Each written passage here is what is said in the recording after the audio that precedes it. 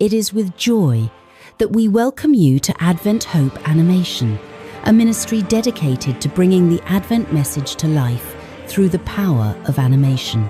Through the inspired writings of Ellen White, we seek to share the visions, counsels, and warnings given by the Lord to prepare His people for the soon return of our Saviour. Throughout history, God has used various means to proclaim His truth, through the spoken word, the written page, and now through visual storytelling. If your heart is stirred to grow in faith and understanding, we invite you to subscribe and join us on this sacred journey.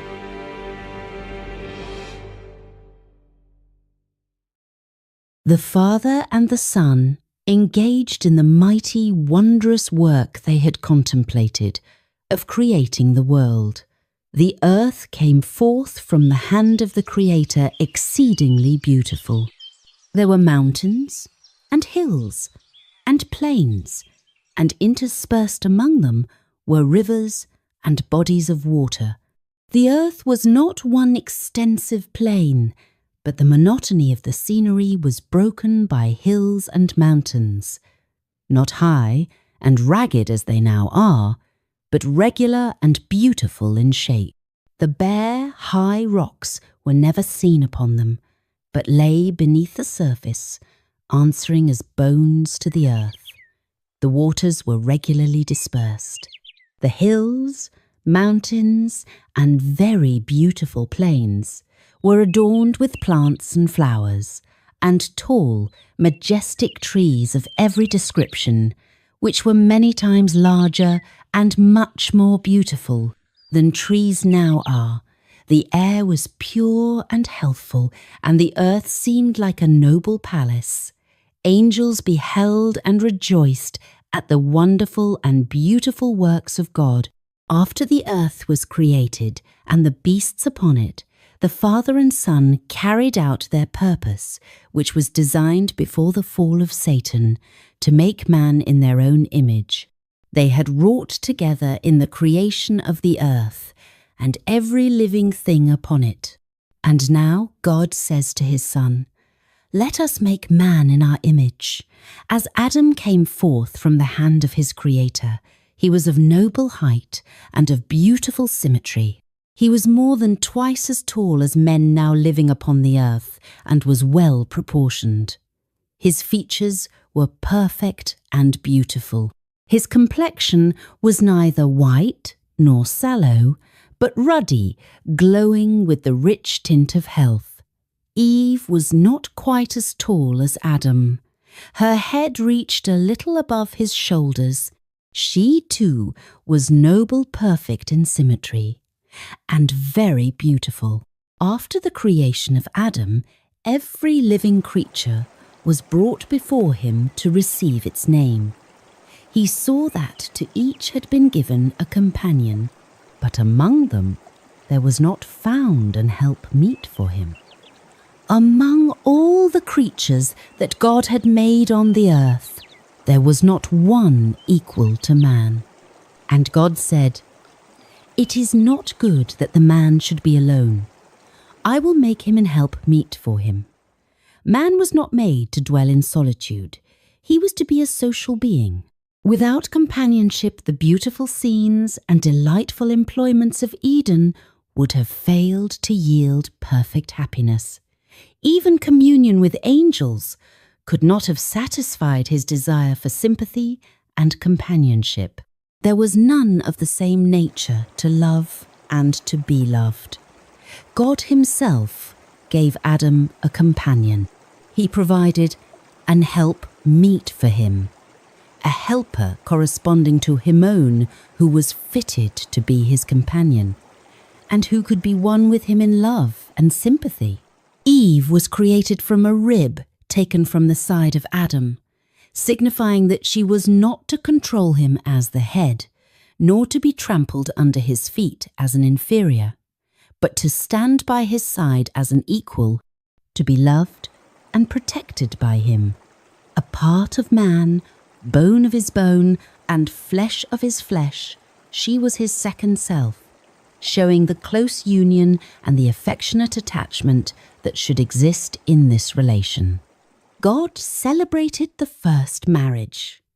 Thus, the institution has for its originator the creator of the universe. This sinless pair wore no artificial garments. They were clothed with a covering of light and glory, such as the angels wear.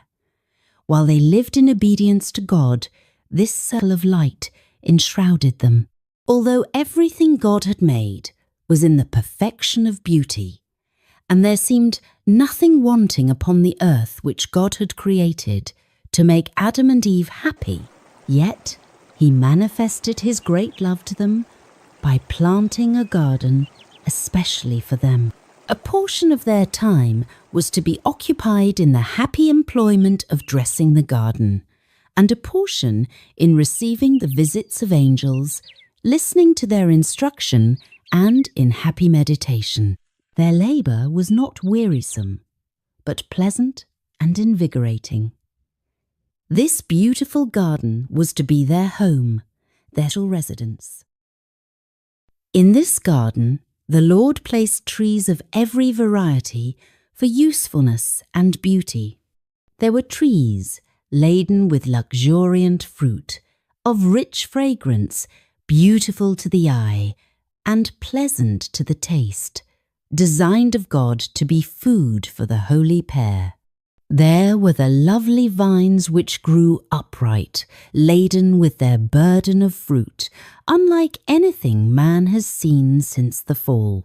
The fruit was very large and of different colours, some nearly black, some purple, red, pink, and light green.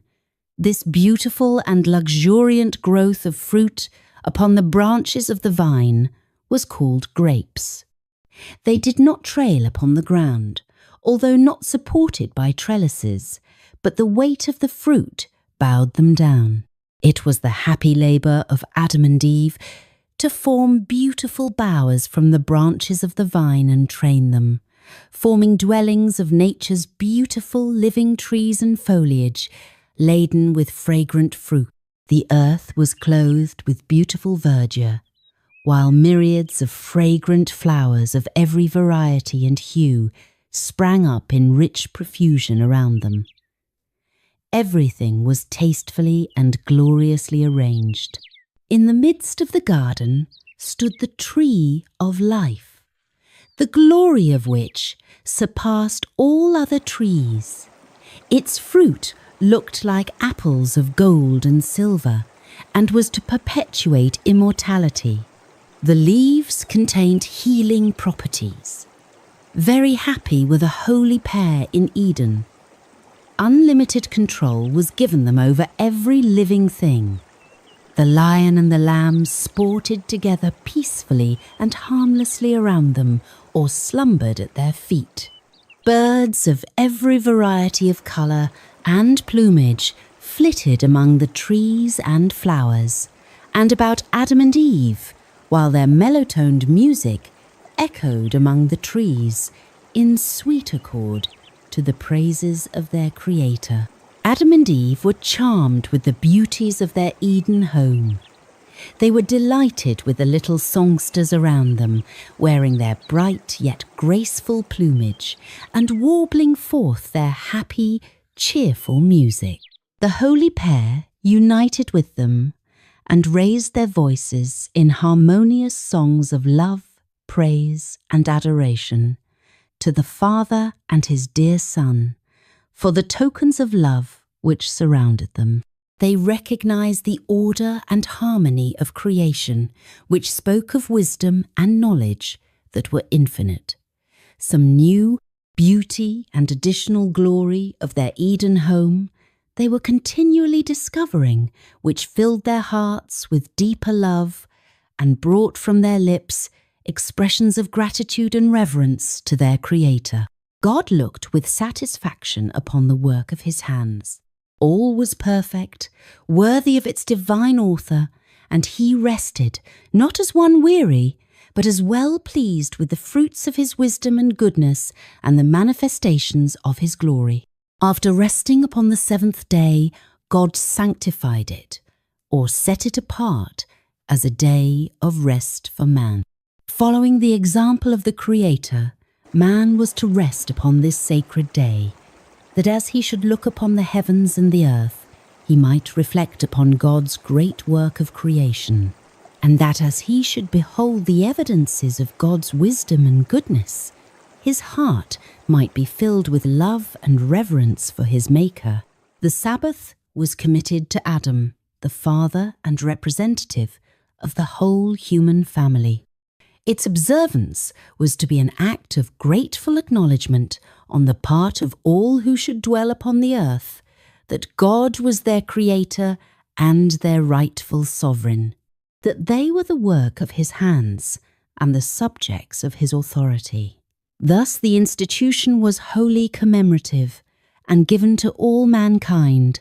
There was nothing in it shadowy or of restricted application to any people. God saw that a Sabbath was essential for man, even in paradise. He needed to lay aside his own interests and pursuits for one day of the 7, that he might more fully contemplate the works of God and meditate upon his power and goodness. He needed a Sabbath to remind him more vividly of God and to awaken gratitude, because all that he enjoyed and possessed came from the beneficent hand of the Creator. God designs that the Sabbath shall direct the minds of men to the contemplation of his created works. Nature speaks to their senses, declaring that there is a living God, the Creator, the supreme ruler of all. The holy pair were visited by angels and were granted communion with their Maker, with no obscuring veil between. They were full of the vigour imparted by the tree of life, and their intellectual power was but little less than that of the angels. The laws and operations of nature, which have engaged men's study for 6,000 years, were opened to their minds by the infinite framer and upholder of all. They held converse with leaf and flower and tree, gathering from each the secrets of its life. With every living creature, from the mighty Leviathan that playeth among the waters, to the insect mote that floats in the sunbeam, Adam was familiar. He had given to each its name, and he was acquainted with the nature and habits of all. God's glory in the heavens, the innumerable worlds in their orderly revolutions, the balancings of the clouds, the mysteries of light and sound, of day and night all, were open to the study of our first parents. On every leaf of the forest or stone of the mountains, in every shining star, in earth and air and sky, God's name was written. The order and harmony of creation spoke to them of infinite wisdom and power. They were ever discovering some attraction that filled their hearts with deeper love and called forth fresh expressions of gratitude. So long as they remained loyal to the divine law, their capacity to know, to enjoy, and to love would continually increase. They would be constantly gaining new treasures of knowledge, discovering fresh springs of happiness, and obtaining clearer and yet clearer conceptions of the immeasurable, unfailing love of God. Our first parents, though created innocent and holy, were not placed beyond the possibility of wrongdoing. God made them free moral agents, capable of appreciating the wisdom and benevolence of his character and the justice of his requirements, and with full liberty to yield or to withhold obedience. They were to enjoy communion with God and with holy angels, but before they could be rendered eternally secure, their loyalty must be tested. At the very beginning of man's existence, a check was placed upon the desire for self-indulgence, the fatal passion that lay at the foundation of Satan's fall. The tree of knowledge, which stood near the tree of life in the midst of the garden, was to be a test of the obedience, faith, and love of our parents. While permitted to eat freely of every other tree, they were forbidden to taste of this, on pain of death. They were also to be exposed to the temptations of Satan. But if they endured the trial, they would finally be placed beyond his power, to enjoy perpetual favour with God. God placed man under law, as an indispensable condition of his very existence. He was a subject of the divine government, and there can be no government without law. God might have created man without the power to transgress his law. He might have withheld the hand of Adam from touching the forbidden fruit. But in that case, man would have been not a free moral agent, but a mere automaton. Without freedom of choice, his obedience would not have been voluntary, but forced. There could have been no development of character. Such a course would have been contrary to God's plan in dealing with the inhabitants of other worlds. It would have been unworthy of man as an intelligent being, and would have sustained Satan's charge of God's arbitrary rule. God made man upright. He gave him noble traits of character, with no bias toward evil. He endowed him with high intellectual powers, and presented before him the strongest possible inducements to be true to his allegiance. Obedience, perfect and perpetual, was the condition of eternal happiness. On this condition, he was to have access to the tree of life.